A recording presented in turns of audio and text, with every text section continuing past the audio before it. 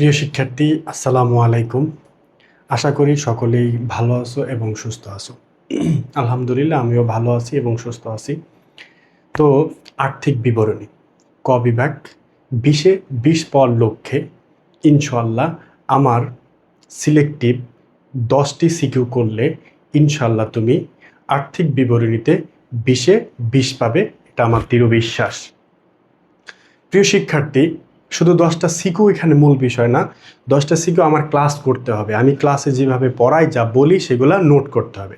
So একবার মনোযোগ সহকারে ক্লাস করে নোট করতে হবে এবং এবং সেগুলো কি করতে হবে, এই ক্লাসের বাইরে অর্থাৎ ক্লাসটা না দেখে দেখে আবার নিজে কিন্তু অন্তত 2বার করতে হবে। যদি তুমি 2বার নিজে করতে পারো ইনশাল্লাহ তুমি মাত্র 10টা সিকিউ করে তুমি 20-এ 20 মার্কস পাবে। আর্থিক বিবরণীর ভয় চিরতরে তোমার শেষ হয়ে যাবে ইনশাল্লাহ। এইটা হবে তোমার সবথেকে ফেভারিট চ্যাপ্টার। ওকে, আমাদের ধারাবাহিকভাবে আজকের আর্থিক বিবরণী ধারাবাহিক 3য় ক্লাস। তো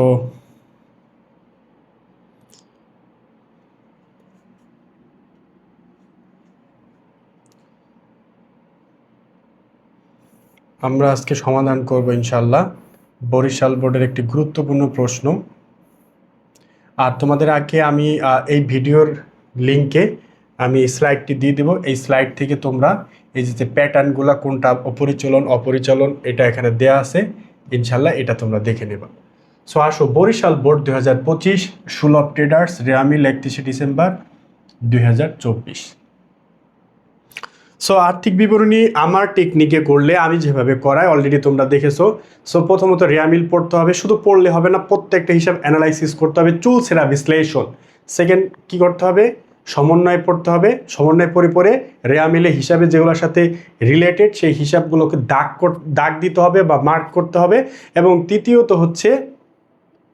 তৃতীয়ত কি করতে হবে বলো তো, রেয়ামিল, সমন্বয় এবং তৃতীয়তে যেটা করতে হবে এই দুটো কি করতে হবে, দাগ দিয়ে আমার হচ্ছে তৃতীয় হচ্ছে দাগ দেওয়া। ওকে, দ্বিতীয় সমন্বয় পড়া এবং তৃতীয় হচ্ছে দাগ দেওয়া। তো আসো আমরা প্রথম কাজ যেটা সেটা আমরা করি। প্রথম কাজ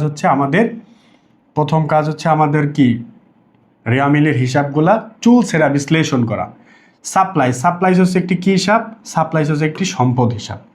সাপ্লাইজ একটি কি হিসাব, সম্পদ হিসাব। দেখো সাপ্লাইজের দুইটা অংশ থাকে, একটা হচ্ছে ব্যবহৃত অংশ অর্থাৎ সাপ্লাইজ মানে মণিহারি, খাতা কলম পেন্সিল এগুলো ব্যবহৃত অংশ, আর একটা হচ্ছে কি অংশ, অব্যবহৃত অংশ। যে অংশটা ব্যবহৃত সেটা হচ্ছে খরচ, তাহলে সাপ্লাইজ খরচ মানে ব্যবহৃত, আর অব্যবহৃত অংশটা সেটা হচ্ছে চলতি সম্পদ। ক্লিয়ার? অব্যবহৃত অংশটা কি, চলতি সম্পদ। সো 1,50,000। সরঞ্জাম হচ্ছে কি, একটি স্থায়ী সম্পত্তি, স্থায়ী সম্পদ। অগ্রিম ভাড়া, এই অগ্রিম ভাড়ার মধ্যে দুটি বিষয় আছে, একটি হচ্ছে ভাড়া খরচ হিসাব, একটা কি হিসাব, ভাড়া খরচ হিসাব, আর একটা হচ্ছে ভাড়ার আগে অগ্রিম আছে, সো আর একটা হচ্ছে সম্পদ হিসাব। তো অগ্রিম ভাড়া হচ্ছে কি হিসাব, চলতি সম্পদ। অগ্রিম ভাড়া এবং অগ্রিম ভাড়া মেয়াদোত্তীর্ণ। ধরো তুমি একটা দোকান ভাড়া নিলা মান্থলি 10,000 টাকা, 2 মাসের ভাড়া অগ্রিম দিলা। সো অগ্রিম ভাড়া 2 মাসের ভাড়া অগ্রিম দিলা, বা ধরো 6 মাসের ভাড়া 60,000 টাকা অগ্রিম দিলা। 10,000 টাকা করে 6 মাসের জন্য 60,000 টাকা অগ্রিম ভাড়া দিলা। সো এই 60,000 টাকা তুমি সেই দোকানের মালিকের কাছে পাও, তোমার একটা সম্পদ। বাট 2 মাস তুমি ব্যবহার করছো, অর্থাৎ 2 মাস তুমি দোকান ব্যবহার করছো। সো 2 মাসের ভাড়া কি হবে, অতিক্রান্ত হবে, বা 2 মাসের 10-20,000 টাকা খরচ বেড়ে যাবে। যখনই খরচ বেড়ে যাবে এই 60,000 থেকে সেই 20,000 টাকা কি হয়ে যাবে, কমে যাবে। সো অগ্রিম ভাড়ার মধ্যে দুটি অংশ পাবা, একটা হচ্ছে ভাড়া খরচ হিসাব মেয়াদ অতিক্রান্ত হয়ে যাওয়া, আর একটা হচ্ছে অগ্রিম ভাড়া। অগ্রিম ভাড়া হচ্ছে একটি চলতি সম্পদ। ওকে, আসো বেতন। আচ্ছা, আর ভাড়া খরচটা কি, ভাড়া খরচটা হচ্ছে একটি ব্যয় হিসাব। আচ্ছা, বেতন দেখো আমরা অঙ্কটা করতেছি জানুয়ারি থেকে ডিসেম্বর পর্যন্ত, অর্থাৎ 12 মাসের জন্য। সো আমাদের বেতন খরচ কত দিনের দেখাতে হবে, 12 মাসের দেখাতে হবে। তো এখানে বলা আছে 10 মাসের বেতন খরচ প্রদান। কত মাসের, 10 মাসের। তাহলে বেতন দিতে হবে হচ্ছে 12 মাসের, বাট তুমি দিয়েছো কয় মাসের, 10 মাসের। সো আরো কয় মাস বকে আছে, 2 মাস বকে আছে। এখানে বলা আছে 40,000 টাকা, এই 40,000 টাকা হচ্ছে 10 মাসের। সো এই 10 দিয়ে যদি আমি ভাগ করি তাহলে 1 মাসের পাবো। 40,000 টাকা 10 মাসের, বলা আছে 10 মাস বেতন প্রদান। তো 10 দিয়ে ভাগ করলে এক মাসে কত টাকা হয়? 4,000 টাকা। আমাকে টোটাল ভাড়া প্রদান করতে হবে কত মাসের? 12 মাসের। সো আরও 2 মাস দিতে হবে। সো 2 মাসে কত হবে? 4 × 2 অর্থাৎ 8,000 টাকা। আরও ভাড়া কি আছে বলো? বকেয়া ভাড়া, বকেয়া বেতন। সো বকেয়া বেতন কত টাকা? 8,000 টাকা। বকেয়া বেতন হচ্ছে একটি কি হিসাব? চলতি দায় হিসাব। বকেয়া বেতন একটি কি হিসাব? চলতি দায় হিসাব। তাহলে টোটাল বেতন খরচ কত হবে?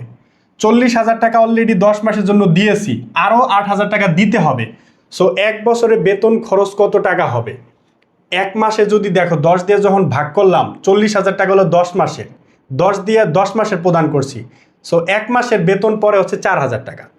তো এক মাসে যদি 4,000 টাকা হয়, 12 মাসে কত হবে বলো? 4 × 12 48,000 টাকা। এক মাসের বেতন খরচ কত টাকা? 4,000 টাকা। কিভাবে বের করলাম? 40,000 10 মাসের 10 দিয়ে ভাগ, এক মাসে 4,000, টোটাল 12 মাসে দিতে হবে। 4 × 12 কত? 48,000। সো টোটাল বেতন খরচ হবে 48,000। 40,000 সাথে 8,000 যোগ করলে টোটাল বেতন খরচ হবে, মোট বেতন খরচ কিভাবে লিখব? বেতন 40,000 যোগ বকেয়া হচ্ছে কত টাকা? 8,000। সো টোটাল বেতন খরচ কত হবে? 48,000। আর এই 8,000 টাকা এখনো প্রদান করো নাই, বকেয়া আছে। ওকে, এবার আসো সেবায়।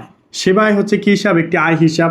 তার মানে এটা হচ্ছে একটি সেবামূলক প্রতিষ্ঠানের অঙ্ক। কিভাবে বুঝলাম? সেবায় আছে। তো সেবামূলক প্রতিষ্ঠান, এখানে ক্রয় বিক্রয় পাওয়া যাবে না। 100% ঋণ না, এখানে ভুল আছে। এখানে হচ্ছে 10% ঋণ। 10% 1/10/2024, 1/10/2024, 1,40,000 টাকা। সো দেখো অঙ্কটা আমরা ওদের হচ্ছে 31শে ডিসেম্বর 2024। মনোযোগ দাও, মনে করো গুরুত্বপূর্ণ, এখানে গভীর মনোযোগ দেবা সবাই। এখানে একটু বোঝার জিনিস আছে, সবাই গভীর মনোযোগ দেবা এই অংশটাতে। এটা হচ্ছে জানুয়ারি মাস, এটা হচ্ছে ডিসেম্বর মাস। আমরা 12 মাসের হিসাব করব। এই লোনটা নেওয়া হয়েছে 10 মাসের শুরুতে, তাই 10 মাস, 10তম মাস কোনটা? অক্টোবর। 10তম মাস হচ্ছে অক্টোবর। এরপরে কি মাস? নভেম্বর। এরপরে হচ্ছে ডিসেম্বর। তাহলে দেখো অক্টোবরের শুরুতে নেওয়া হয়েছে। ধরো এটা হচ্ছে, ধরো অক্টোবর মাসের, এই হচ্ছে অক্টোবর মাসের শুরু, এই হচ্ছে অক্টোবরের শেষ, এই হচ্ছে নভেম্বরের শুরু, এই হলো নভেম্বরের শেষ, এই হলো ডিসেম্বরের শুরু, এই হলো ডিসেম্বরের শেষ। সো নেওয়া হয়েছে কোথায়? অক্টোবরের 1 তারিখে, এই যে অক্টোবরের শুরুতে, অক্টোবরের শুরুতে নেওয়া হয়েছে। So October, November, December. So আমরা হিসাব নিকাশ করি কোথায়? ডিসেম্বর, একদম বছরের শেষে। সো আমার ঋণটা ব্যবহার কি 1 বছর হলো নাকি মাত্র 3 মাস হলো? অক্টোবর, নভেম্বর, ডিসেম্বর, 10-এর শুরু মানে হচ্ছে অক্টোবর। তার মানে লোনটা আমি ব্যাংক থেকে লোন আনছি অক্টোবর মাসের 1 তারিখ, তাহলে অক্টোবর, নভেম্বর, ডিসেম্বর, তাহলে 3 মাস আমি লোনটা ব্যবহার করেছি। তাহলে তো আমাকে 12 মাসের সুদ দেওয়ার প্রশ্নই আসে না। আমি 3 মাসের লোন ইউজ করেছি, আমাকে 3 মাসের জন্য কি দিতে হবে? সুদ দিতে হবে। তাহলে এখানে 3 মাসের সুদ হবে 1,40,000 টাকা ইন্টু হচ্ছে কত পার্সেন্ট? 10%। 10%। কোনো কিছুর শতকরা হার গুণ করলে, কোনো কিছুর শতকরা হার গুণ করলে 1 বছরের বের হয়। কয় বছরের বের হয়? 1 বছরের সুদ বের হয়। তাহলে এখানে 1,40,000 টাকার 10% হচ্ছে 14,000 টাকা। কত টাকা? 14,000 টাকা। 1,40,000 টাকার 10% হচ্ছে 14,000 টাকা। এই কোনো কিছু পার্সেন্টেজ করার পরে যে ভ্যালুটা বের হয় সেটা হচ্ছে বাৎসরিক বা 1 বছরে। তো 14,000 টাকা এটা হচ্ছে 1 বছরের সুদ। এখন আমি তো 1 বছরের সুদ দিব না বাবা, 14,000 টাকা 1 বছরের সুদ দিব না। আমি এটাকে, যেহেতু এটা বাৎসরিক, পার্সেন্টেজ করার পর বাৎসরিক বের হয়। সো বাৎসরিক বছরে কয় মাস? 12 মাস। তাহলে 12 দিয়ে ভাগ দিব, তাহলে কয় মাসের বের হবে? 1 মাসের বের হবে। আমার লাগবে কয় মাসের সুদ? 3 মাসের সুদ। তাহলে 3 দিয়ে কি করব? গুণ করব। তাহলে 14,000 টাকা হচ্ছে বাৎসরিক, সেটাকে 12 মাস 12 দিয়ে ভাগ করব, ইন্টু 3 মাসের লাগবে 3,500 টাকা। সো আমার 3,500 টাকা হচ্ছে ঋণের সুদ। 3,500 টাকা হচ্ছে কি? ঋণের সুদ। এই ঋণের সুদটা কোথায় কোথায় যাবে? এটি হচ্ছে একটি ব্যয় হিসাব। আবার আরেকবার কোথায় যাবে? ব্যয় হিসাব। কিন্তু আমি কিন্তু এই টাকা এখনো লোন নিছি কিন্তু এই সুদ বাবদ এখনো পরিশোধ করি নেই, ব্যয় বকেয়া থাকলে সেটা দায় হয়, ব্যয় বকেয়া থাকলে সেটি কি হয়, দায় হয়।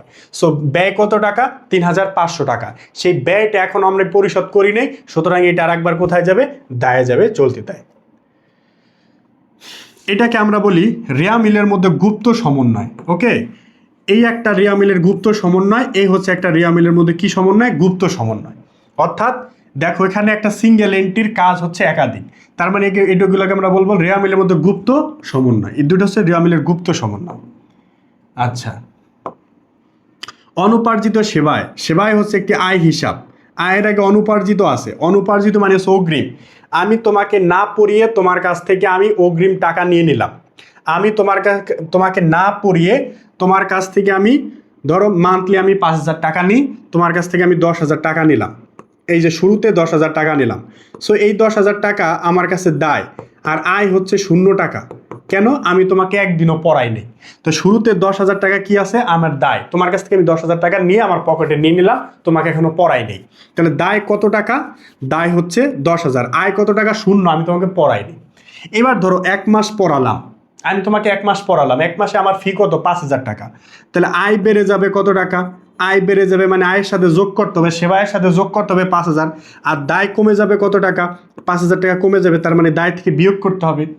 তাহলে অনুপার্জিত সেবায় এর মধ্য থেকে যে অংশটা অর্জিত হবে, অনুপার্জিত সেবায়, এই যে অনুপার্জিত সেবায় 10,000, এই অংশ থেকে যতটুকু অর্জিত হবে সেইটা কি করতে হবে, সেবায়ের সাথে যোগ করতে হবে। কথাটা ভালো মতো বুঝো, অনুপার্জিত সেবায় মানে তোমার কাছ থেকে অগ্রিম নিয়েছি, যদি বলে অনুপার্জিত সেবায়ের এই যে 10,000 টাকা তোমার কাছ থেকে অগ্রিম নিয়েছে কত, 10,000, এর মধ্যে অর্ধেক অর্জিত হয়েছে, তাহলে অর্ধেক মানে কি, 5,000 টাকা অর্জিত হলো মানে সেবায় হলো, মানে সেবায়টা বেড়ে যাবে, 5,000 টাকা সেবায়ের সাথে যোগ করতে হবে, আর দায় থেকে 5,000 টাকা কি করতে হবে, বিয়োগ করতে হবে। ক্লিয়ার? আচ্ছা, সমন্বয় যদি বলে তাহলে এই কাজ করতে হবে। আচ্ছা, তাহলে অনুপার্জিত সেবায় হচ্ছে একটি চলতি দায় হিসাব। প্রাপ্য হিসাব, প্রাপ্য হিসাব কি, একটি চলতি সম্পদ। প্রদায় হিসাব কি, প্রদায় হিসাব হচ্ছে চলতি দায় হিসাব। উত্তোলন কি হিসাব, উত্তোলন হচ্ছে একটি প্রতি মালিকানা সত্ত্ব। কি হিসাব, প্রতি মালিকানা সত্ত্ব। এই প্রতি মালিকানা সত্ত্ব এটা মূলধন থেকে কি করতে হবে, মূলধন থেকে এটা বিয়োগ করতে হবে, মূলধন থেকে এটা বিয়োগ করতে হবে, এটা হচ্ছে মূলধন থেকে বিয়োগ করতে হবে। আচ্ছা, তাহলে আমরা একটু দাগ দিয়ে রাখলাম যেটা মূলধন থেকে বিয়োগ করতে হবে। সো মূলধন একটি কেমন হিসাব, মূলধন হচ্ছে একটি মালিকানা সত্ত্ব হিসাব। নগদ তহবিল একটি কেমন হিসাব, নগদ তহবিল হচ্ছে একটি চলতি সম্পদ হিসাব। ওকে, আচ্ছা, এই 20,000 টাকা হচ্ছে অ্যাডিশনাল, এটা ভুলে আছে, এটা বাদ। ওকে, আমরা একটু সমন্বয় পড়বো এখন। প্রথম কাজ শেষ, রেয়া মিল চুলছেরা বিশ্লেষণ করলাম, এখন সমন্বয়ের চুলছেরা বিশ্লেষণ করব, এবং তৃতীয়ত সেটা আমরা দাগ দিব। দেখো, অগ্রিম ভাড়ার 4/3 অংশের মেয়াদ উত্তীর্ণ হয়েছে। অত্যন্ত গুরুত্বপূর্ণ কথা, মেয়াদ উত্তীর্ণ হওয়া মানে হচ্ছে খরচ হয়, কথাটা বলেছি। দেখো, যদি কোনো ব্যয়ের সাথে মেয়াদ উত্তীর্ণ থাকে, যেমন বলা থাকে অগ্রিম বীমার মেয়াদ উত্তীর্ণ হয়েছে, মেয়াদ উত্তীর্ণ হওয়া মানে খরচ হওয়া, লিখে রাখবো আমরা পাশে, মেয়াদ উত্তীর্ণ হওয়া মানে কি হওয়া, মেয়াদ উত্তীর্ণ হওয়া মানে হচ্ছে খরচ হওয়া, মেয়াদ উত্তীর্ণ হওয়া মানে কি হওয়া, খরচ হওয়া। অগ্রিম বীমার মেয়াদ উত্তীর্ণ হয়েছে, যতটুকু উত্তীর্ণ হয়েছে ততটুকু খরচ। অগ্রিম ভাড়ার মেয়াদ উত্তীর্ণ হয়েছে, মানে যতটুকু উত্তীর্ণ হয়েছে ততটুকু কি বলতো, খরচ। সো প্রশ্ন বলছে অগ্রিম ভাড়ার 4/3 অংশ মেয়াদ উত্তীর্ণ হয়েছে। সো আমরা দেখি তো অগ্রিম ভাড়া এখানে কত ছিল, অগ্রিম ভাড়া ছিল 60,000 টাকা। সো অগ্রিম ভাড়ার একটু ক্যালকুলেশনটা আমরা করি। অগ্রিম ভাড়া ছিল কত টাকা, অগ্রিম ভাড়া ছিল 60,000 টাকা। অগ্রিম ভাড়া কত টাকা, 60,000 টাকা। তার 4/3 অংশ, অর্থাৎ উপরে 3 নিচে 4/3 অংশ, এই 3 অংশ মেয়াদ উত্তীর্ণ হয়েছে, মেয়াদ উত্তীর্ণ হওয়া মানে খরচ হয়েছে।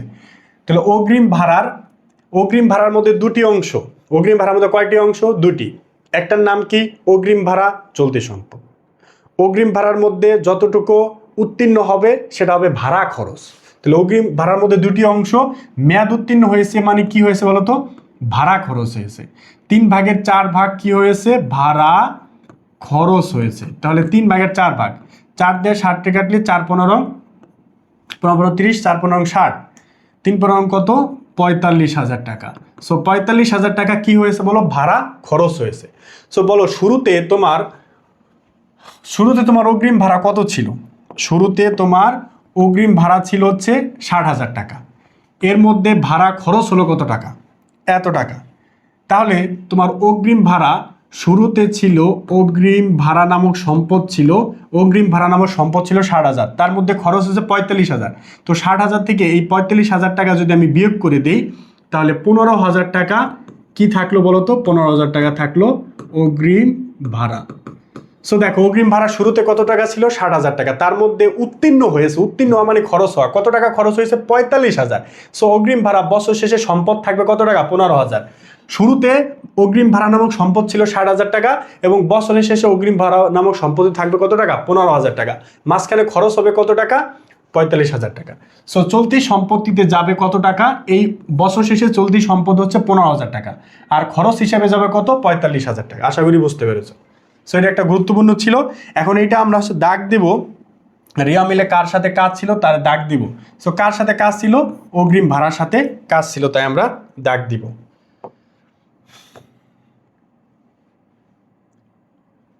আচ্ছা, এবার আসো অনুপার্জিত সেবার 3/2 অংশ উপার্জিত হয়েছে। বলো, আমি বলেছিলাম উপার্জিত হওয়া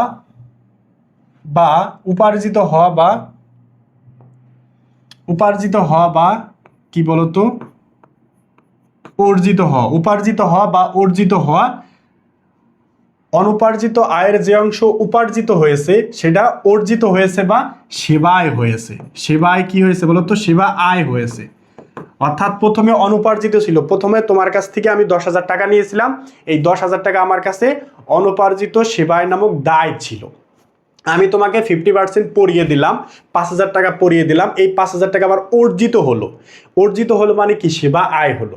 তাহলে অর্জিত হয়েছে কত? 3/2 সো অর্জিত অনুপার্জিত সেবায় কত ছিল? অনুপার্জিত সেবায় ছিল 75,000 টাকা। আচ্ছা, তাহলে এটা আমরা একটু দাগ দিব যেহেতু এটার সাথে সমন্বয় আছে। তাহলে অনুপার্জিত সেবায় 75,000 টাকা ছিল, তাহলে 75,000 টাকা ছিল অনুপার্জিত সেবায়। প্রথমে অনুপার্জিত সেবায় ছিল কত? 75,000 টাকা। এই 75,000 টাকার 2/3, উপরে 2 নিচে হচ্ছে 3, 3/2 হচ্ছে কি হয়েছে? অর্জিত হয়েছে। তাহলে 3 25 কত? 75, আর 25 দুগুণে 50। তাহলে সেবা আয় নামক অর্জিত হলো কত টাকা? 50,000 টাকা।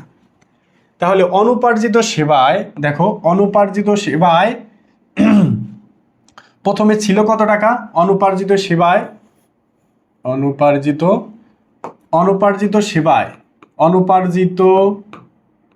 সেবা আয় বছরের শুরুতে কত টাকা ছিল? 75,000 টাকা। তার মধ্যে থেকে অর্জিত হয়েছে মানে আয় হয়ে গেল 50,000। তাহলে বছর শেষে 25,000 টাকা কি থাকলো? অনুপার্জিত সেবায়। তাহলে অনুপার্জিত সেবায় বছর শেষে থাকলো 25,000, আর এই 25,000 হচ্ছে চলতি দায়। এই 25,000 কি? চলতি দায়। সো একটু মনোযোগ দিয়ে আবার একটু বোঝার চেষ্টা করো। বছরের শুরুতে অনুপার্জিত সেবায় কত ছিল? বছরের শুরুতে অনুপার্জিত সেবায় ছিল হচ্ছে 75,000 টাকা। তাহলে চলতি দায় শুরুতে কত টাকা ছিল? 75। তার মধ্যে আয় হলো কত টাকা? সেবা আয় হলো কত টাকা? সেবা আয় হলো 50,000 টাকা। তাহলে বছরের শেষে অনুপার্জিত সেবায় থাকলো কত টাকা? 25,000 টাকা। তো চলতি দায়ের মধ্যে আমরা অনুপার্জিত সেবায় কত লিখবো? 25,000, আর আয়ের মধ্যে কত লিখবো? 50,000 টাকা লিখবো। ক্লিয়ার? সবাই বুঝছে কিনা বলো? অনুপার্জিত সেবায় 75 শুরুতে ছিল, সারা বছরে আমরা কি দেখলাম? বলেছে যে এখানে 50,000 টাকা সেবায় বেড়ে গেছে, তাহলে সেবায়ের সাথে যোগ করবো কত টাকা? 50,000 টাকা। তো সেবায়ের সাথে আমাদের যোগ করতে হবে 50,000। এই যে সেবায় আছে, এই সেবায়ের সাথে কি করতে হবে? 50,000 টাকা যোগ করতে হবে। এই সেবায়ের সাথে কত টাকা যোগ করে দেব? 50,000। আর এই 50,000 টাকা এই চলতি দায় থেকে কি হবে? এই 75,000 থেকে এই 50,000 টাকা কমে যাবে। তো আলটিমেটলি চলতি অনুপার্জিত যে সেবায় যে চলতি দায়টা, সেই চলতি দায়টা হবে হচ্ছে তোমার 25,000 টাকা। ঠিক আছে? আশা করি বুঝতে পেরেছো। তাহলে সেবায় বেড়ে গেল, অনুপার্জিত সেবায় কমে গেল। বছরের শেষে সাপ্লাইজের পরিমাণ 50,000 টাকা বছরের শেষে। তাহলে শুরুতে কত টাকা ছিল দেখি? রেওয়া মিলে কত টাকা ছিল? দেখো এখানে সাপ্লাই ছিল কত টাকা? এখানে সাপ্লাই ছিল হচ্ছে কত টাকা? 1.5 লক্ষ টাকা। সাপ্লাই ছিল এখানে হচ্ছে 1.5 লক্ষ টাকা। তো অঙ্কে বলেছে, অঙ্কে সমন্বয় কি বলেছে? 50,000 টাকার বছরের শেষে সাপ্লাই আছে। তাহলে বছরের শেষে সাপ্লাই হচ্ছে কত টাকা? 50,000 টাকা। বছরের শেষে 50,000 টাকা আছে। তো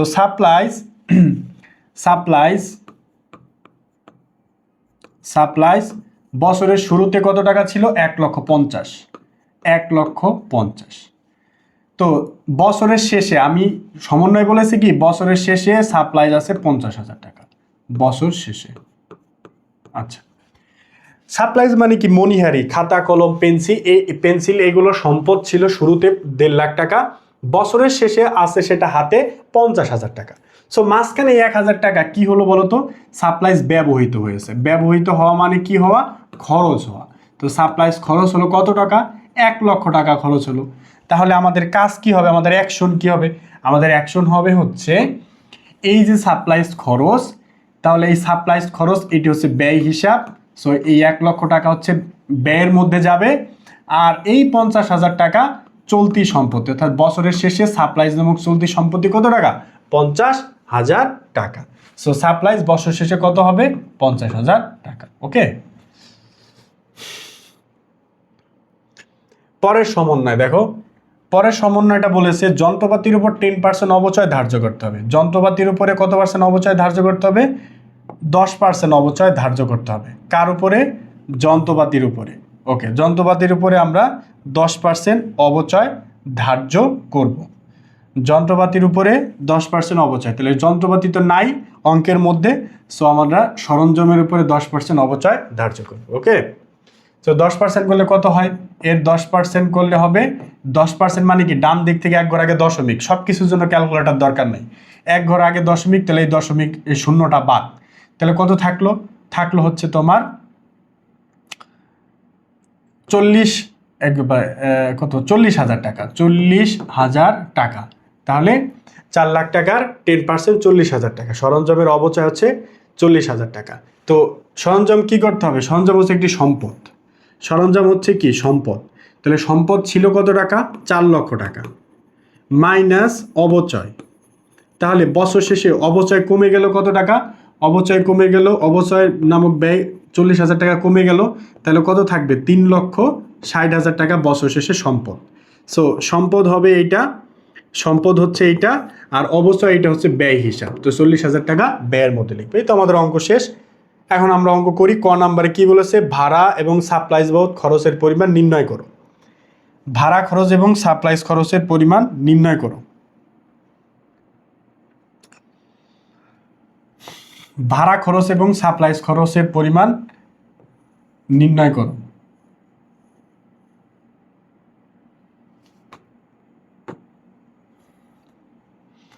সো ভাড়া খরচ সাপ্লাইজ খরচ অলরেডি আমরা নির্ণয় করে ফেলছি। ভাড়া খরচ কত, সাপ্লাইজ খরচ কত, এগুলো আমরা অলরেডি নির্ণয় করে ফেলছি।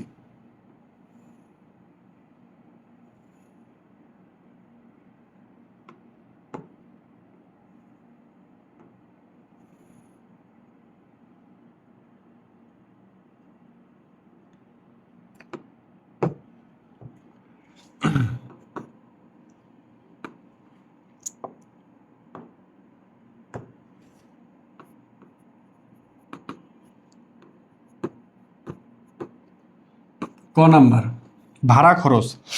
ভাড়া খরচ কত?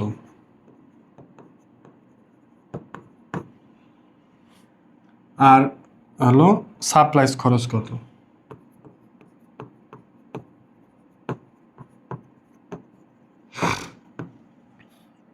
দেখো ভাড়া খরচ আমরা কি আলোচনা করেছিলাম? দেখো অগ্রিম ভাড়া শুরুতে ছিল কত? 60,000 টাকা। তার মধ্যে অতিক্রান্ত হয়েছে ভাড়া অতিক্রান্ত, কোনো ব্যয় অতিক্রান্ত হওয়া মানে খরচ হওয়া। তো ভাড়া খরচ কত টাকা হয়েছে? 45,000 টাকা। সো ভাড়া খরচ হচ্ছে 45,000 টাকা। তো এখানে চাইলে আমরা ক্যালকুলেশনটা লিখে দিতে পারি। 60,000 টাকার 3/2 অতিক্রান্ত হয়েছে, 3/2 ভাগ অতিক্রান্ত হয়েছে, নাকি 3/4 সরি 3/4 ভাগ অতিক্রান্ত হয়েছে। 4,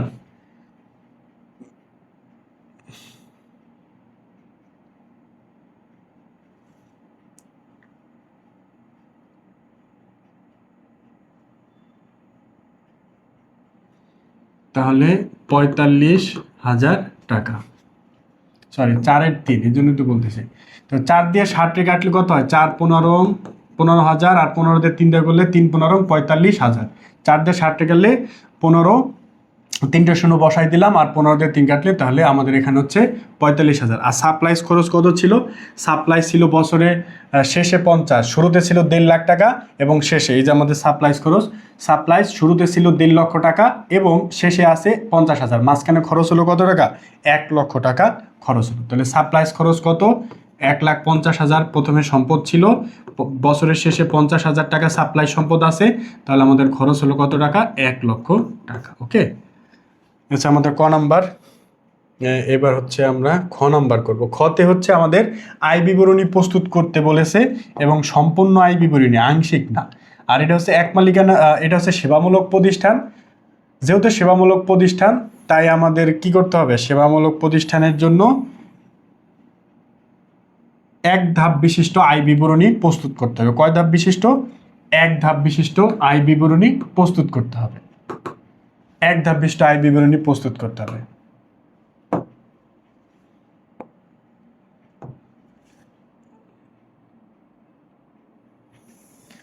এক ধাপ বিশিষ্ট আয় বিবরণী প্রস্তুত করতে হবে।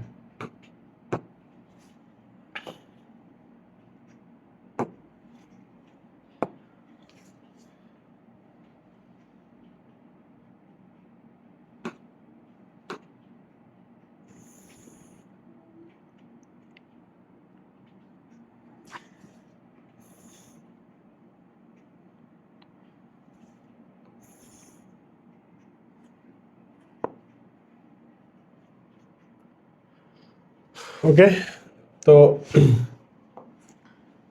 প্রতিষ্ঠানের নাম লিখবো, কি অমুক কি ট্রেডার্স, সেটা ট্রেডার্সের নাম লিখবো। এখানে লিখবো বিশদ আয় বিবরণী এবং তারিখ লিখবো 31শে ডিসেম্বর, 2024 সালের সমাপ্ত বছরের জন্য। এই সমাপ্ত বছরের জন্য কথাটা অবশ্যই লিখতে হবে। সমাপ্ত বছরের জন্য কথাটা অবশ্যই লিখতে হবে।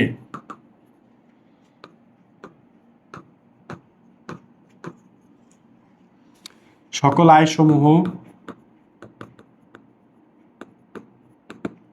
এবং বাদ ব্যয়সমূহ, সকল ব্যয়সমূহ, সকল আয়সমূহ, সকল ব্যয়সমূহ একসাথে। আয়ের এবং ব্যয়ের কোনো ক্লাসিফিকেশন হবে না। সো এখানে দেখো, আয়ের মধ্যে আমাদের এখানে আয়ের মধ্যে শুধু একটা আয় আছে, সেটা হচ্ছে সেবা আয়। তো সেবা আয়টা আমরা আয়ের মধ্যে লিখে ফেলতে পারি 2,10,000 টাকা সেবা আয় আছে, 2,10,000 টাকা। এবং তার সাথে কি আছে? দাগ আছে। তার সাথে কি আছে? দাগ আছে। দাগ আছে মানে কি? 10,000 টাকা আয় আবার বৃদ্ধি পেয়েছে। এই যে 10,000 টাকা প্লাস কি অনুপার্জিত সেবাই থেকে অর্জিত হয়েছে 50,000। সো সেবাই ছিল 2,10,000 টাকা এবং তার সাথে অর্জিত আয় বৃদ্ধি পেয়েছে 50,000 টাকা। তাহলে সেবা আয়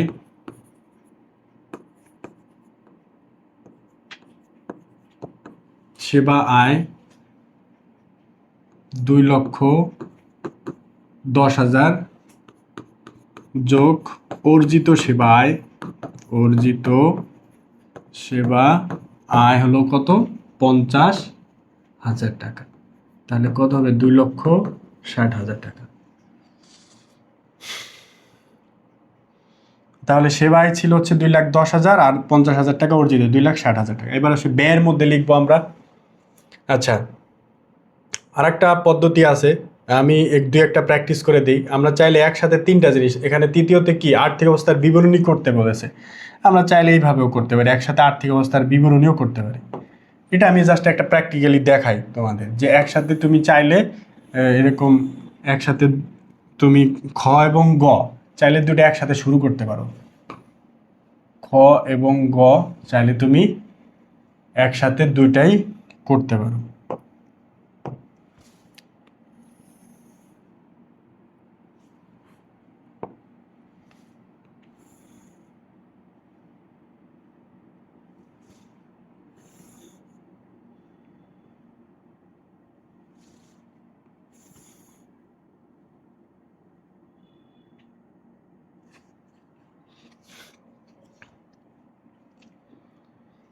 সো প্রতিষ্ঠানের নাম, প্রতিষ্ঠানের নাম আর্থিক অবস্থার বিবরণী এবং তারিখের ক্ষেত্রে অবশ্যই সাবধান থাকতে হবে। 31শে ডিসেম্বর, 2024 সালের।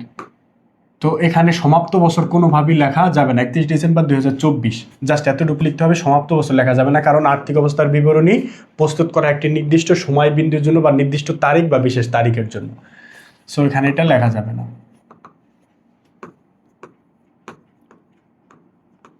আচ্ছা, তাহলে আর্থিক অবস্থার বিবরণী করার সময় তুমি জাস্ট কি ফলো করবা, A=L+OI। প্রথমে সম্পদ থাকবে, আর সম্পদের মধ্যে কি লিখবা, চলতি সম্পদ। চলতি সম্পদ, তো চলতি সম্পদগুলো একটু বেশি হয়, একটু বেশি জায়গায় রাখলা। চলতি সম্পদের পরে দীর্ঘ মেয়াদি বিনিয়োগ। সো এই অঙ্কে যদিও দীর্ঘমেয়াদী বিনিয়োগ নাই, তাই এটা আমরা লিখলাম না, এই অঙ্কে কোথাও বিনিয়োগ নেই, ঋণ আছে বাট বিনিয়োগ নেই। তারপরে কি, স্থায়ী সম্পদ, তো এখানে আমরা লিখতে পারি স্থায়ী সম্পদ। স্থায়ী সম্পদ লিখতে পারি, লিখলাম। এরপর মোট সম্পত্তি, মোট সম্পত্তির পরে এবার কি দেখো এল, তারপর ওই, তো দায় ও মালিকানা সত্ত্ব। তারপরে কি লিখবো, দায় ও মালিকানা সত্ত্ব।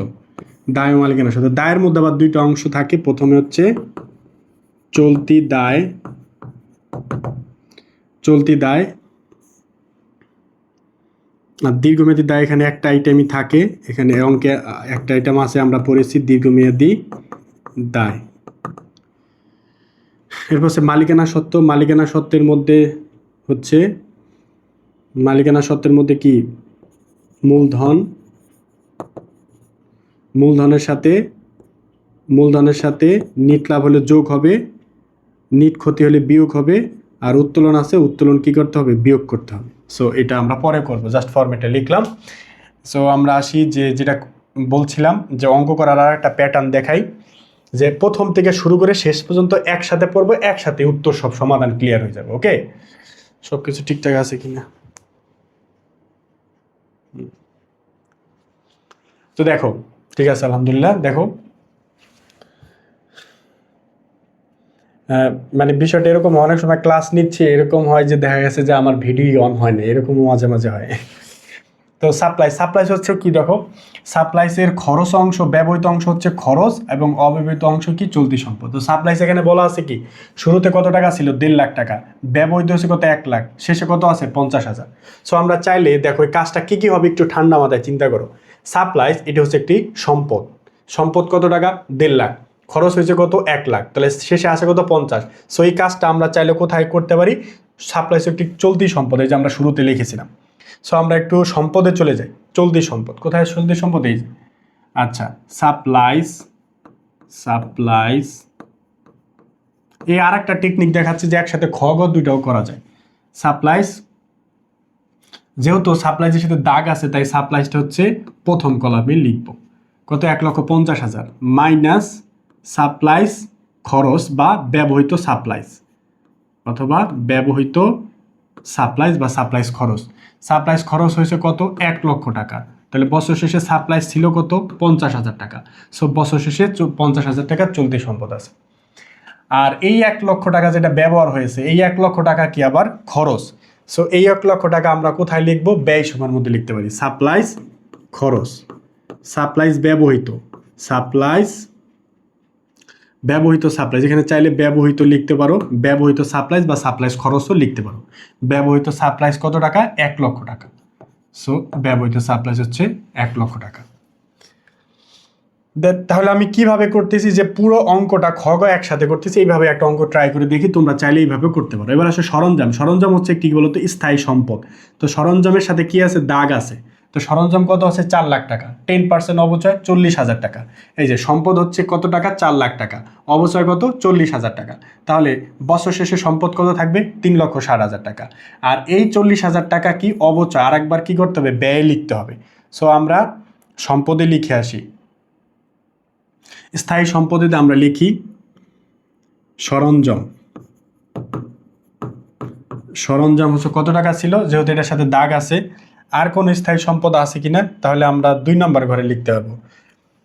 তো এখানে আর কোনো স্থায়ী সম্পদ নাই, দেখো আর কোনো দালান কোঠা, আসবাবপত্র, এগুলা কিছুই নাই। তাহলে সরঞ্জাম, এটা 2 নম্বর কলাম আমরা লিখি। সরঞ্জাম হচ্ছে 4 লক্ষ টাকা আছে, 4 লক্ষ টাকা। বাংলা ইংরেজি মিক্সড হয়ে যাচ্ছে। 4 লক্ষ টাকা আছে, ইংরেজিতে লিখি 4 লক্ষ টাকা। সরঞ্জাম আছে 4 লাখ টাকা। এর মধ্যে অবচয় কত? অবচয় 10% অবচয়। অবচয় কত ছিল? 10%। তো 10% কত হয়? 40,000। 40,000 অবচয় বাদ দিলে স্থায়ী সম্পত্তি সরঞ্জাম থাকে হচ্ছে কত টাকা? 3,60,000 টাকা। ওকে, এখন এই অবচয়টা আর একবার কোথায় কাজ করতে হবে? এই অবচয় হচ্ছে আর একটা ব্যয় হিসাব। তাহলে এই 40,000 টাকা আবার কোথায় লিখবো? ব্যয় হিসাবে লিখবো। তাহলে অবচয়, সরঞ্জামের অবচয়, সরঞ্জামের অবচয়, সরঞ্জামের অবচয় কত টাকা? 40,000 টাকা। সরঞ্জামের অবচয় হচ্ছে 40,000 টাকা। ওকে, তাহলে আমার এই কাজটা ওকে, সরঞ্জাম রিলেটেড কাজ ওকে। এবার আসো অগ্রিম ভাড়া। অগ্রিম ভাড়া একটি কেমন হিসাব? চলতি সম্পদ হিসাব। অগ্রিম ভাড়া কত টাকা? 60,000 টাকা। সো অগ্রিম ভাড়ার একটা ট্রিটমেন্ট আছে, দেখো অগ্রিম ভাড়া আমরা লিখেছিলাম এই যে। সো অগ্রিম ভাড়া প্রথমে ছিল 60,000 টাকা, ভাড়া খরচ হয়েছে কত টাকা? 45,000 টাকা। চলতি সম্পত্তিতে থাকবে কত? 15,000। সো শুরুতে অগ্রিম ভাড়া কত টাকা ছিল? 60,000 টাকা। ভাড়া খরচ হলো কত টাকা? 45,000 টাকা। তাহলে বছর শেষে চলতি সম্পদ থাকবে কত টাকা? উত্তর হচ্ছে 15,000 টাকা। সো এই ভাড়া খরচ কোথায় যাবে? ব্যয় হিসাবে, পরিচালন ব্যয়। এই ভাড়া খরচ যাবে হচ্ছে আয় বিবরণীতে, আর এই 15,000 টাকা যাবে সম্পদে। আচ্ছা, তাহলে আমরা লিখি অগ্রিম ভাড়া খরচ। অগ্রিম ভাড়া হচ্ছে সম্পদ হিসাব। কেমন সম্পদ? চলতি সম্পদ। তো এখানে লিখব অগ্রিম ভাড়া। অগ্রিম ভাড়া, অগ্রিম ভাড়া কত টাকা? যদি দাগ আছে তাহলে প্রথম কলামে লিখবো 60,000 টাকা ছিল, এবং এর মধ্যে থেকে অতিক্রান্ত হয়ে গেছে, মানে ভাড়া খরচ হয়ে গেছে। অতিক্রান্ত হওয়া মানে কি হওয়া? অগ্রিম ভাড়ার অতিক্রান্ত যে অংশ হয়েছে সেটা খরচ হয়েছে। খরচ হয়েছে 45,000 টাকা। কত টাকা? 45। সো চলতি সম্পদ হিসাবে বছর শেষে কত টাকা থাকবে? 15,000 টাকা। এখন এই ভাড়া খরচটা আর একবার কোথায় লিখবো? ব্যয় হিসাবে। তো 45,000 টাকা ব্যয়ের মধ্যে লিখবো এখানে ভাড়া খরচ 45,000 টাকা। ভাড়া খরচ কত টাকা? 45,000 টাকা। ওকে, ভাড়া খরচ হচ্ছে 45,000। সবাই বুঝছে কিনা বলো তো? এই টেকনিকটা কমেন্টস করে জানাবা যারা ভিডিওগুলো দেখো। একসাথে খ গ এগুলো তোমরা বুঝো কিনা? এই খ গ একসাথে করলে কোনো আইটেম বাদ পড়ে না, কাটাকাটি খাওয়ার সম্ভাবনা কম থাকে। আর না হলে কি হয়, একই জিনিস বারবার পড়তে আমরা দেখো শুরু থেকে পড়ে আসবো, শেষ পর্যন্ত আমাদের অঙ্ক শেষ হয়ে যাবে। আর তাছাড়া তুমি যখন খ করবা পুরাটা বারবার এখানে একবার পড়তে হবে, এখানে একবার, দেখো এখানে একবার সম্পদ আছে, এখানে একবার সম্পদ আছে, তারপরে কি এখানে একটা ব্যয় আছে, এখানে একটা ব্যয় আছে, বারবার ঘুরতে হয়। আর খ গ একসাথে করলে বারবার ঘোরা লাগবে না, শুরু থেকে শেষ পর্যন্ত একবার যাবো, একবার অঙ্ক পুরো শেষ হয়ে যাবে। এবার আসি হচ্ছে বেতন। বেতন হচ্ছে একটি ব্যয় হিসাব। বেতন হচ্ছে কত? 40,000 টাকা। বেতনে কি বলা ছিল? 10 মাস প্রদান করছে। সো 10 মাস প্রদান করছে 40,000, তাহলে এক মাসের বেতন দিতে হয় কত? 4,000 টাকা। তাহলে টোটাল বেতন দিতে হবে 12 মাসে, তারও 2 মাসের বকেয়া আছে। তো 2 মাসের বকেয়া কত টাকা? 8,000 টাকা। আর 8,000 টাকা হচ্ছে বকেয়া বেতন। এই 8,000 টাকা হচ্ছে চলতি দায়ে যাবে। 8,000 টাকা কোথায় যাবে? চলতি দায়ে। তাহলে টোটাল ভাড়া খরচ কত? 40,000 টাকা বেতন অলরেডি প্রদান করেছি, আরও বকে আছে 8,000, তাহলে আরও করতে হবে 8,000। তাহলে টোটাল বাৎসরিক বেতন খরচ কত টাকা? 48,000 টাকা। তাহলে ব্যয় হচ্ছে 48। সো আমরা ব্যয়ের মধ্যে লিখবো হচ্ছে বেতন। বেতন যেহেতু এর সাথে দাগ আছে তাই এটা আমরা 1 নম্বর ঘরে লিখব। দাগ আছে মানে এটা লুকায়িত সমন্বয়, যোগ বকেয়া বেতন, অর্থাৎ আরও 2 মাসের দিতে হবে। আরও 2 মাসের কত টাকা? আরও 2 মাসের হচ্ছে 8,000 টাকা। তাহলে টোটাল আমার বেতন নামক খরচ হবে হচ্ছে 48,000 টাকা। আর এই বকেয়া বেতন হচ্ছে একটি কি হিসাব? দায় হিসাব। এটা আর একবার কোথায় লিখবো? চলতি দায়ে লিখবো। তা আমরা চলতি দায়ে লিখি। চলতি দায় কোথায়? যেখানে আছে। তো এখানে আমরা লিখবো বকেয়া বেতন। বকেয়া বেতন কত টাকা? 8,000 টাকা। সো আমরা এখানে লিখলাম 8,000 টাকা। বাংলা ইংলিশ মিক্স হয়ে যাচ্ছে। এটা 8,000, হ্যাঁ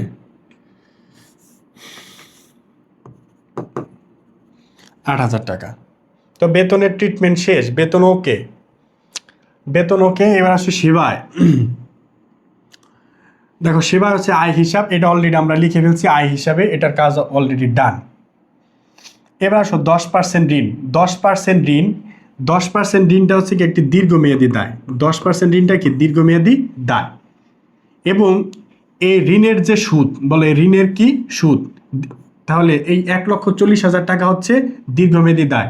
আর এর যে সুদটা এই 3,500 এটা একবার ব্যয়ের মধ্যে যাবে আর একবার চলতি দায়ে যাবে। কেন?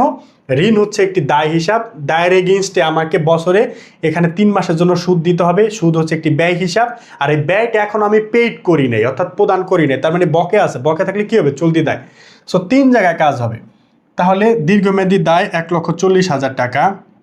দীর্ঘমেয়াদী দায় 10% ঋণ 1,40,000 টাকা। এটা আমরা হচ্ছে থার্ড কলামে দিব, কারণ এই আইটেমের মধ্যে একটা আইটেমই আছে। সো 1,40,000 টাকার মধ্যে ঋণের সুদ ছিল কত টাকা? 3,500 টাকা ছিল বকেয়া ঋণের সুদ। আর বকেয়া ঋণের সুদকে একটি চলতি দায়। সো চলতি দায়ের মধ্যে লিখব কি? বকেয়া ঋণের সুদ। বকেয়া ঋণের সুদ। বকেয়া ঋণের সুদ কত? 3,500 টাকা। 3,500 টাকা। এবং এটা আর একবার ঋণের সুদ থেকে একটা ব্যয় হিসাব, তাহলে ব্যয়ের মধ্যেও লিখতে হবে। ব্যয়ের মধ্যে লিখতে হবে ঋণের সুদ। ঋণের সুদ 3,000 কত টাকা? 3,500 টাকা। সো ঋণের সুদ হচ্ছে একবার ব্যয়ের মধ্যে লিখলাম। এই ব্যয়টা এখনো পেইড করি নাই, দ্যাটস ওয়াই চলতি দায়। সো চলতি দায়ের মধ্যে লিখছি, আর 10% হচ্ছে দীর্ঘমেয়াদী দায় লিখেছি। সো এই কাজ ওকে, আমার ডান। অনুপার্জিত সেবায় হচ্ছে একটি চলতি দায়। অনুপার্জিত সেবায় কত টাকা ছিল? 75,000 টাকা। অনুপার্জিত সেবায় কত টাকা ছিল? 75,000 টাকা। দেখো, অনুপার্জিত সেবায় শুরুতে ছিল 75,000, 75,000, যার মধ্যে অর্জিত হয়েছে মানে আয় হয়ে গেছে। আয় হইলো কত টাকা? এত। তাহলে আয়ের সাথে এটা যোগ হবে, তো এটা আমরা যোগ করেছি আয়ের সাথে, তো আয়ের সাথে এই টাকা যোগ হবে। তাহলে 75,000 টাকা ছিল, এখান থেকে দায় কমে গেল 50, তাহলে বছর শেষে চলতি দায়ে অনুপার্জিত সেবায় থাকবে কত? 25,000। শুরুতে দায় ছিল 75, দায় কমে গেছে 50, শেষে আছে কত? 25।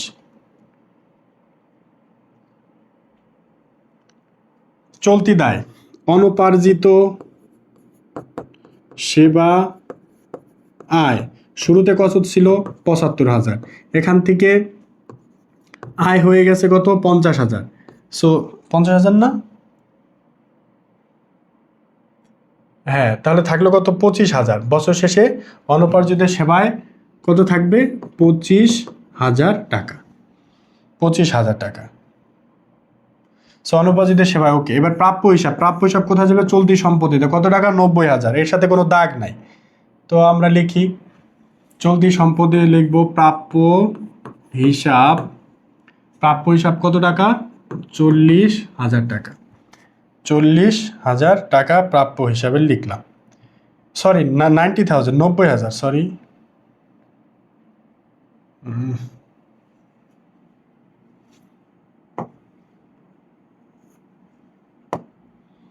90,000 টাকা হচ্ছে প্রাপ্য হিসাব। প্রদেয় হিসাব। চলতি দায় কত আছে? 70,000 টাকা। প্রদেয় হিসাব চলতি দায় লিখব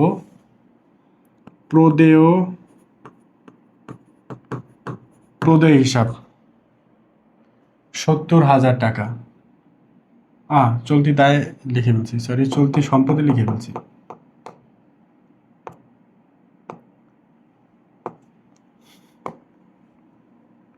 চলতি দায় জায়গা না, আমি এখানে লিখে ফেলি প্রদেয় হিসাব 70,000, 70,000 টাকা। চলতি দায় 70,000 টাকা। ওকে, প্রদেয় হিসাব চলতি দায় 70 হলে উত্তোলন। উত্তোলন কি করতে হবে? মূলধন থেকে বিয়োগ করতে হবে। 3,10,000 টাকা হচ্ছে 3,10,000 টাকা মূলধন, উত্তোলন হচ্ছে 30,000 টাকা।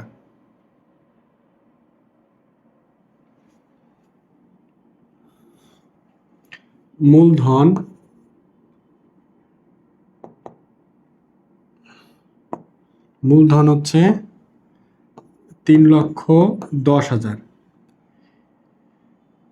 এর সাথে আচ্ছা, অঙ্কে যদি নিট লাভ হয় সেটা যোগ করতে হবে, আর উত্তোলন হচ্ছে বিয়োগ। উত্তোলন কত ছিল? 30,000। আচ্ছা, নিট লাভ না নিট ক্ষতি আমরা সেটা দেখব, খতে বের হবে নিট লাভ বা নিট ক্ষতি। লাস্ট আইটেম হচ্ছে নগদ তহবিল। চলতি সম্পত্তিতে 35, নগদ তহবিল 35,000। নগদ তহবিল 35,000। নগদ তহবিল 35,000 টাকা। নগদ তহবিল কত? 35,000। এই যে দেখো, তাহলে আমাদের A to Z সব কাজ শেষ। এবার আমরা সমন্বয়টা চেক করে দেখি। অগ্রিম ভাড়ার কাজ করেছি, অনুপার্জিতের সেবায় করেছি, বর্ষশেষে সাপ্লাইজের পরিমাণ কাজ করেছি, যন্ত্রপাতির অপচয় এই কাজও করেছি। দেখো তুমি এই টেকনিকটা কি, যদি তুমি এই টেকনিক ফলো করো আমার একদম শুরু থেকে শেষ পর্যন্ত অটোমেটিক্যালি তোমার হচ্ছে শুরু থেকে শেষ পর্যন্ত একবার রিডিং পড়বা, একসাথে ক খ গ সব হয়ে যাবে। একসাথে দুইটাই আমরা এখন করব। দেখো তাহলে আমরা এখন আসো প্রথমে আয় বিবরণীটার ক্যালকুলেশন করি। টোটাল আয় ছিল কত? 2,60,000 টাকা। এবং টোটাল ব্যয় কত টাকা দেখি তো? 1,85,000, 1,85,000, 1 2 3, 1,85,000 মাইনাস, সরি 1,85,000, 1 2 3 যোগ 48,000 যোগ 3,500, তাহলে 2 লক্ষ কত হবে? 2,36,500। তো আয় থেকে ব্যয়টা কি করতে হবে? বাদ দিতে হবে 60। তাহলে হবে আমাদের নিট লাভ হবে কত টাকা? 23,500, যেহেতু আমাদের ব্যয়ের থেকে আয়টা কি বেশি। সো আমাদের নিট লাভ হচ্ছে 23,500। সো এই নিট লাভ 23,500 এটা কি করতে হয়? আচ্ছা আমাদের উত্তর হয়েছে কি না? হ্যাঁ হয়েছে। সো এই নিট লাভ কি করতে হবে? নিট লাভটা হচ্ছে নিট লাভ মূলধনের সাথে যোগ করতে হবে। সো আমরা এখন নিট লাভটা যোগ করব। যোগ নিট লাভ 23,500 টাকা, 23,500, আর মাইনাস উত্তোলন ছিল মাইনাস উত্তোলন হচ্ছে কত? 30,000। সো মালিকানা সত্ত্ব এখানে কত হয়? 3,10,000 ছিল মূলধন, যোগ 23,500 টাকা ছিল হচ্ছে 23,500 টাকা ছিল হচ্ছে নিট লাভ, মাইনাস উত্তোলন 30,000 টাকা।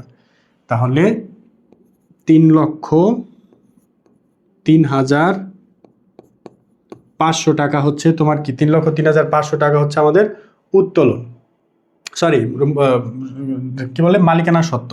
মূলধনের সাথে নিট লাভ যোগ করলাম, উত্তোলন বিয়োগ করলাম, তাহলে মালিকানা সত্ত্ব কত হলো? 3,03,500। ওকে, তাহলে এইটা হচ্ছে মালিকানা সত্ত্ব। আর আর কি বলো, এখন এইটা হলো চলতি দায়। চলতি দায়গুলো যোগ করতে হবে। তাহলে 70, 8, 78, 78, 78,000 যোগ 3,500 যোগ 25, 1 2 3, 25,000। তাহলে টোটাল এখানে চলতি সম্পদ হয় 1 লক্ষ, সরি চলতি দায় হচ্ছে 1,06,500 টাকা। সো এটা হচ্ছে কি বলো? চলতি দায়। এটা কি? দীর্ঘমেয়াদী দায়। এই দুটো হচ্ছে মোট দায়, এটা হচ্ছে মোট মালিকানা সত্ত্ব। ওকে, সো এই তিনটার যোগফল দেখো, এই দুটার যোগফল এখানে এল এর মধ্যে কি কি পাওয়া যায়? এল এর মধ্যে হচ্ছে চলতি দায়, আর একটা কি? দীর্ঘমেয়াদী দায়, আর হচ্ছে মালিকানা সত্ত্ব। তাহলে এই তিনটার যোগফল আর মোট সম্পত্তি কি হবে? সমান হবে। তাহলে আমাদের অঙ্ক কি হবে? মিলে যাবে। ওকে, তাহলে চলতি সম্পদ কত আমরা একটু যোগ করি। চলতি সম্পদ হচ্ছে এখানে 50, 1 2 3 যোগ 15,000 যোগ হচ্ছে 90, তারপর হচ্ছে 35। তাহলে টোটাল চলতি সম্পদ হলো 1,90,000 টাকা। আর 3,60,000 টাকা হচ্ছে স্থায়ী সম্পদ। তো এটা হচ্ছে চলতি সম্পদ, 3,60,000 হচ্ছে স্থায়ী সম্পদ। তাহলে দুইটা যোগ করলে হবে মোট সম্পদ। 1,90,000 যোগ 3,60,000, তাহলে 5,50,000 টাকা। তাহলে 5,50,000 টাকা হচ্ছে টোটাল সম্পদ।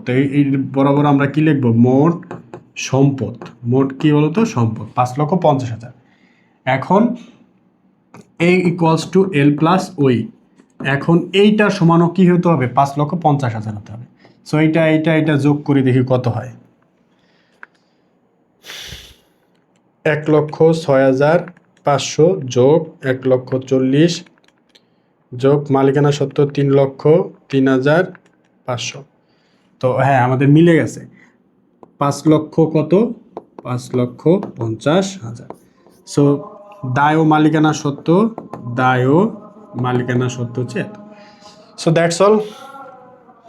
তো আমরা চাইলে এইভাবে করলে সব থেকে কাটাকাটি আমাদের কখনোই হবে না, এইভাবে পুরোটা করতে পারি। তো যারা ভিডিওগুলো মনোযোগ সহকারে দেখছো, যদি তোমাদের কোনো ছাত্রছাত্রীর যদি বিন্দু পরিমাণ উপকারে আসে, এটাই হচ্ছে আমার প্রাপ্তি। কোনো শিক্ষার্থী যদি ভালো রেজাল্ট করার ক্ষেত্রে বা পাশ করার ক্ষেত্রে বা বোঝার ক্ষেত্রে বা শেখার ক্ষেত্রে যদি আমার ন্যূনতম অবদান থাকে, এটাই হচ্ছে একজন শিক্ষক হিসেবে আমার বড় প্রাপ্তি। সো আমার অনুরোধ থাকবে, যদি তোমার ভিডিওটি ভালো লেগে থাকে, হিংসা না করে যে আমি শিখছি ওকে শিখতে দেবো না ফ্রি ভালো জিনিস। সো আমি বলি যে দেখো, তুমি যদি একটা ফ্রেন্ডকে দাও যে হ্যাঁ রাজীব ভাই ভালো ক্লাস নিচ্ছে, ভালোভাবে বোঝা যাচ্ছে, আর্থিক বিভিন্ন আমাদের সমস্যা বা আরও চ্যাপ্টারে সব কিছুই ভাই করাই দিবে ফ্রি। সো আরেকজন পেয়ে যদি উপকৃত হয়, তোমাকে হয়তো মন থেকে দোয়া করবে, সেই দোয়াটাও কিন্তু ইম্পর্টেন্ট।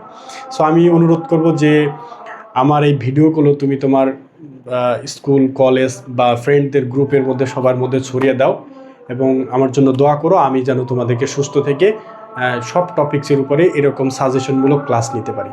সকলে ভালো থাকবা, সুস্থ থাকবা, আমার জন্য দোয়া করবা মন খুলে। আসসালামু আলাইকুম রহমতুল্লাহ।